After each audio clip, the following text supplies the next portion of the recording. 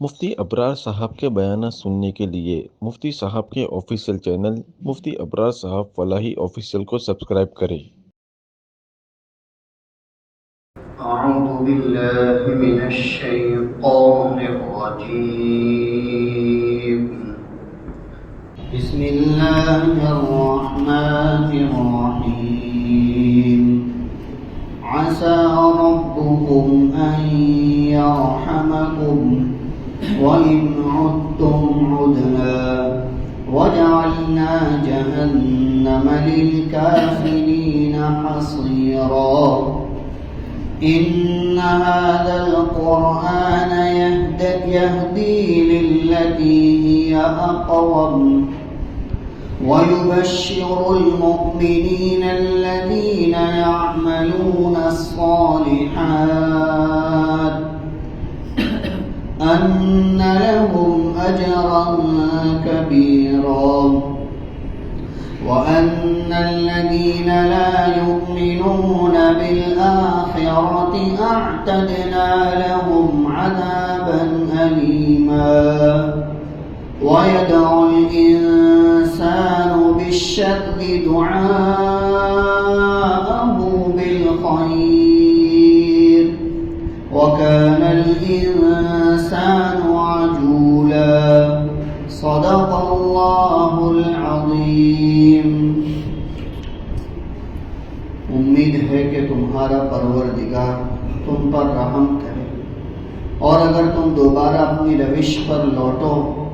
تو ہم بھی اپنی روش پر دوبارہ لوٹیں گے، اور ہم نے تو کافروں کے لیے جہنم قید خانہ اور ٹھکانہ بنایا ہوا۔ بے شک یہ قرآن ہدایت کرتا ہے اس راستے کی طرف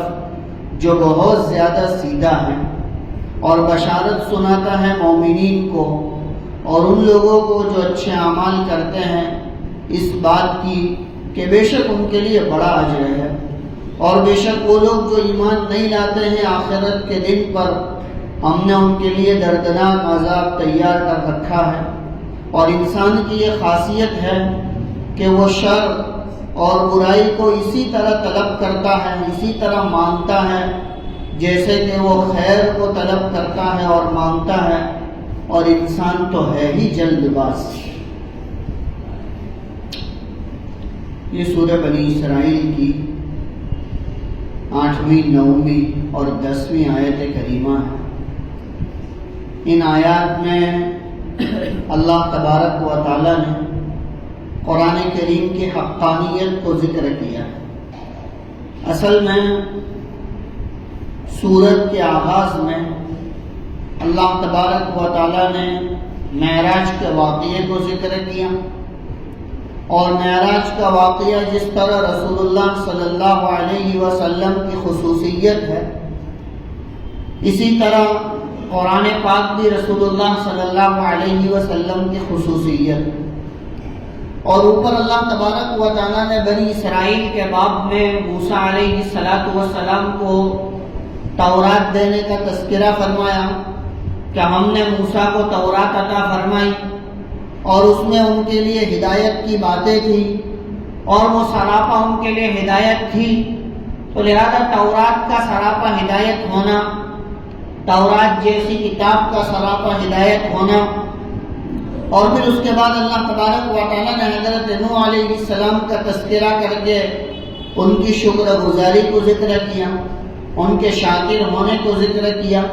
اور پھر اس کے بعد بنی اسرائیل کی سرکشی کو تقریباً 8ویں آیت تک اللہ تبارک و تعالیٰ نے ذکر کیا، اور امت کو یہ پیغام دیا کہ جس طرح انہوں نے اپنے نبی کی بات کو نہ مانا، اپنے نبی کی کتاب کو پس پشت ڈالا، جس کی وجہ سے 100 سال تک غلامی کی زنجیریں ان کے پیروں میں ہم نے ڈال دی، اور کئی برسوں تک تو وہ کھڑے نہ ہو سکے، اور کئی برسوں تک تو ان کو استقامت نہ ملی، کا وجہ اس کی یہی تھی کہ انہوں نے اپنے نبی کی کتاب کو پس پشت ڈال دی۔ جیسا کہ بنی اسرائیل کا واقعہ بخت نصر کے زمانے میں ہوا، اور اس نے مصر سے بنی اسرائیل کے اوپر چڑھائی کی، ملک شام، فلسطین، بیت المقدس اور اس کے اطراف کے سارے علاقے کو جو ہے بالکل ختم کر دیا، مسلمانوں کو شہید کر دیا، اور پھر اس کے بعد اللہ تبارک و تعالیٰ نے 100 سال تک بخت نصر کو ان کے اوپر مسلط رکھا، وہ بخت نصر نے ان کو غلامی میں رکھا۔ یہ تو بڑے بڑے واقعات تھے جس کو ذکر کیا،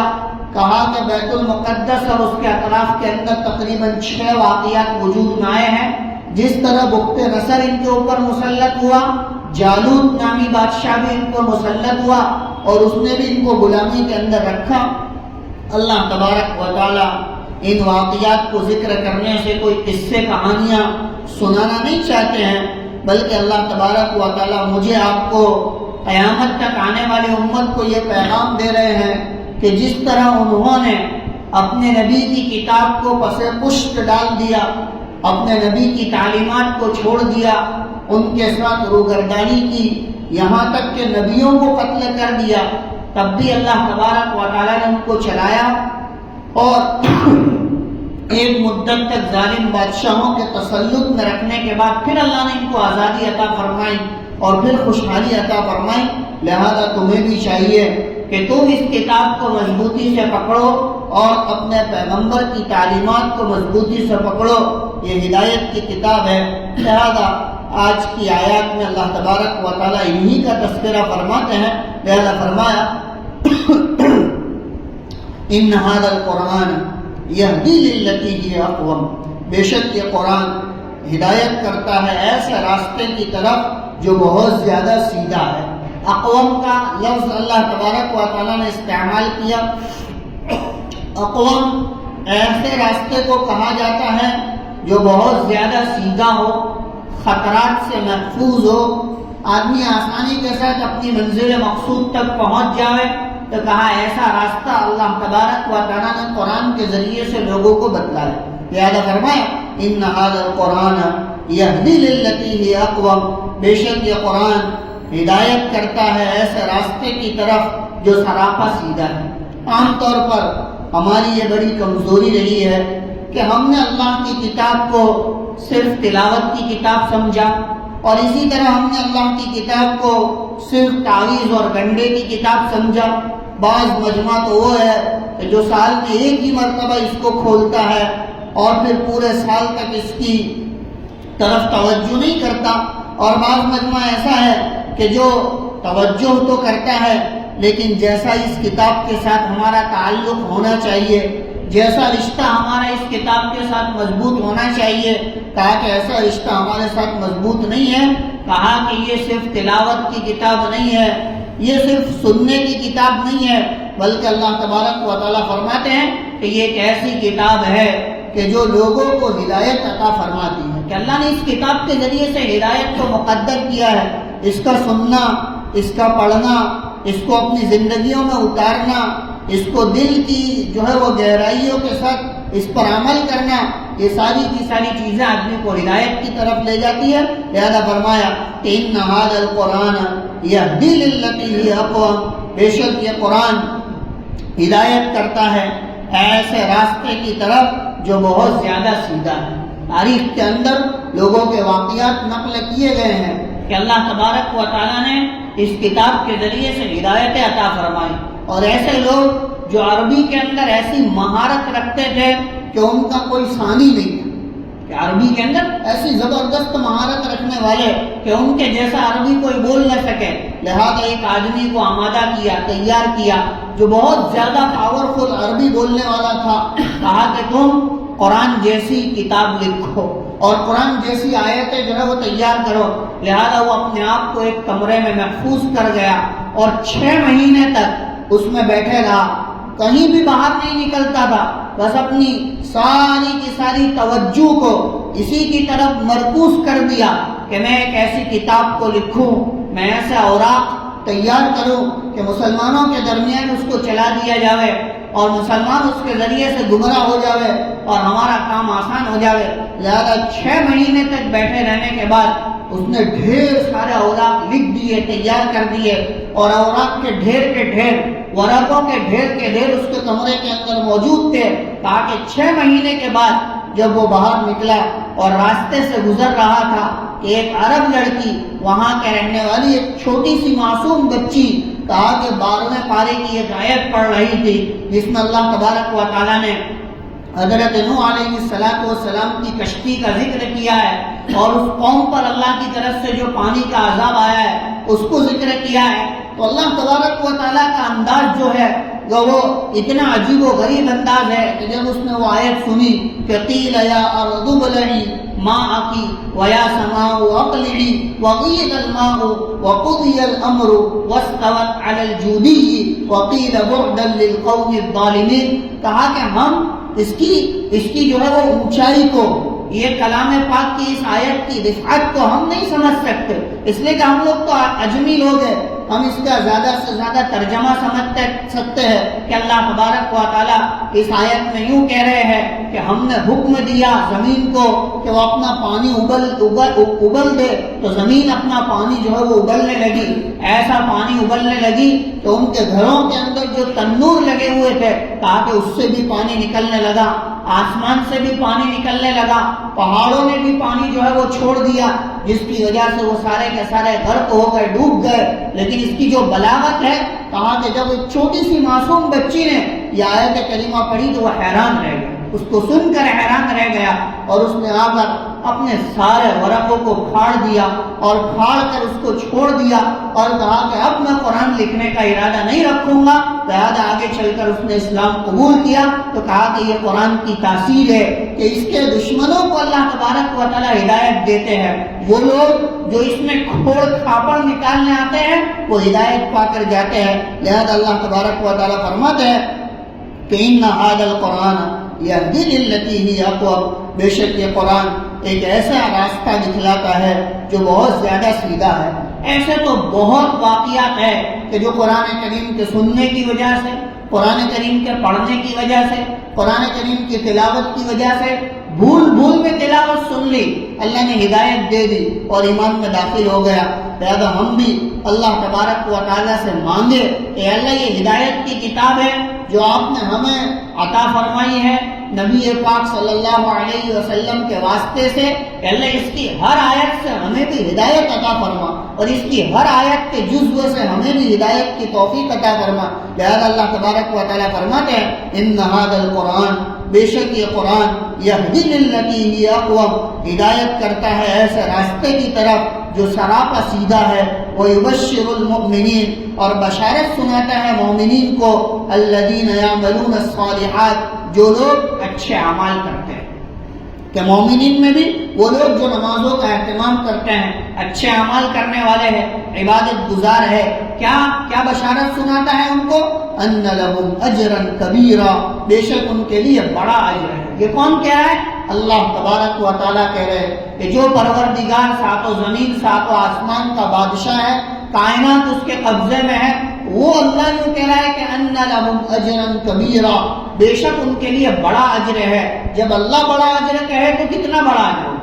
اس لیے کہ انسان اپنی حیثیت سے کسی چیز کو بڑا سمجھتا ہے. بھئی جس آدمی نے محدود جو ہے وہ کھانا دیکھا ہوگا، وہ ایک بہت بڑے پتیلے کو بڑا کھانا کہنے دے گا، میں نے تو بہت سارا کھانا دیکھا. آدمی نے پیسے نہ دیکھے ہو تو وہ 2-4 لاکھ روپے دیکھے گا تو کہے گا کہ میں نے تو بہت پیسے دیکھے، ہے نا. لیکن ایک آدمی بہت زیادہ مالدار ہو، کہا کہ کروڑوں میں، اربوں میں، کھربوں میں کھیلنے والا ہو، کہا کہ اس کو وہ پیسے زیادہ نہیں دکھائی دیں گے. کہا کہ اسی طرح اللہ کا حال ہے کہ اللہ تبارک و تعالیٰ سارے خزانوں کا مالک ہے. سونا چاندی جتنی بھی قیمتی چیزیں ہیں سب اللہ کے قبضے قدرت میں ہے. وہ اللہ تبارک و تعالیٰ کہہ رہا ہے کہ جس نے قرآن کو ہدایت کی کتاب سمجھا، جس نے قرآن کی تعلیمات پر اپنے آپ کو ڈالا، ہم ان کے لیے بڑا اجر تیار کر رہے ہیں،